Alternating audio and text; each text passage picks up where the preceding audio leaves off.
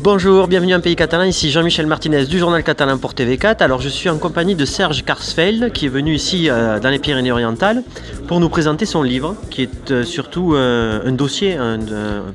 Un dossier très solide avec beaucoup de pages, des centaines de pages et qui raconte la construction de l'histoire et de la mémoire du camp de Rivesaltes en ce qui concerne le sort des Juifs qui se trouvaient dans ce camp et dont des milliers ont été déportés vers Auschwitz. À l'époque, Rivesaltes était le Drancy de la zone libre. Voilà. Alors c'est une histoire, mais c'est pas une histoire qu'on raconte, c'est une histoire qui a été, hélas, vécue par des gens parce que vous avez réuni des documents qui l'attestent et qui prouvent tout ça. Je veux dire, vous ne racontez pas une histoire, c'est pas un roman, hein, c'est des documents officiels de l'époque, hélas, qui témoignent en fait.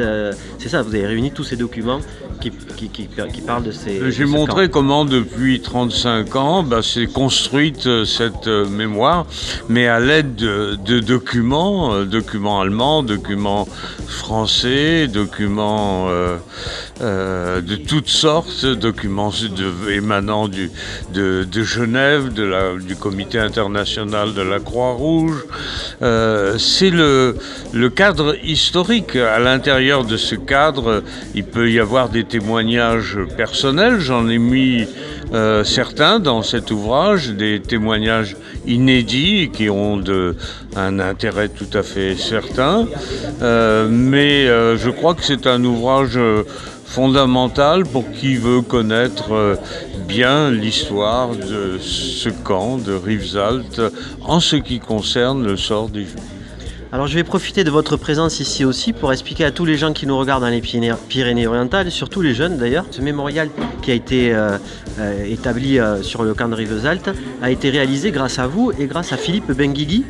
Tout à fait. Sans vous, sans Philippe presque, parce que sans Philippe, il n'y aurait pas eu la construction de la mémoire, l'initiation de la mémoire, puisque en 1993, c'est lui qui a pris l'initiative de faire venir des étudiants juifs venus de Paris et de faire une cérémonie, d'obtenir un espace mémoriel et de faire à partir de 1993 des cérémonies, d'alerter la presse, de lancer des appels pour qu'il y ait un mémorial. Et moi, je l'ai aidé tant que je pouvais, je l'ai aidé. Voilà, ça c'est important parce que quand on est jeune, on croit que tout vient de papa et maman, de l'État, du gouvernement, que ça vient d'en haut. En fait, non, tout ce qui se fait vient des initiatives individuelles, ça vient du terrain, quoi. Des gens qui sont là, qui ont vécu des choses et qui veulent. Oui, ce sont des initiatives citoyennes. En deux mots, ça s'est passé comment? Alors, c'était une réunion, une rencontre Eh bien, oui, une première rencontre ensemble à Perpignan avec les étudiants juifs et à un endroit où nous avons édifié une stèle qui est la première preuve, on peut dire, de l'attachement d'un certain nombre de personnes au souvenir du camp de Rivesaltes et également un départ vers l'avenir, c'est-à-dire un appel pour qu'il y ait un jour un mémorial. C'était en 93, ça a pris 20 ans.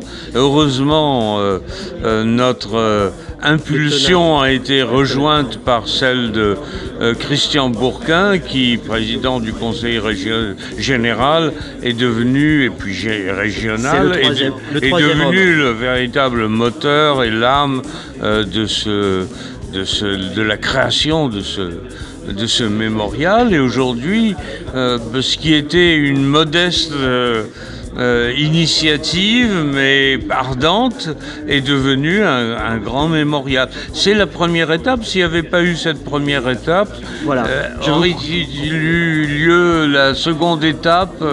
Je vous coupe, hein, mais ce qu'il faut comprendre, c'est que ça n'a pas été facile, parce que imaginez bien qu'à l'époque, on préférait parler des vendus de Rivesaltes, par exemple, que des horreurs qui ont été vécues par des gens, des enfants sur ce camp, sur ce terrain militaire. Là, à l'époque, c'était un terrain militaire. On ne savait même pas que ça existait.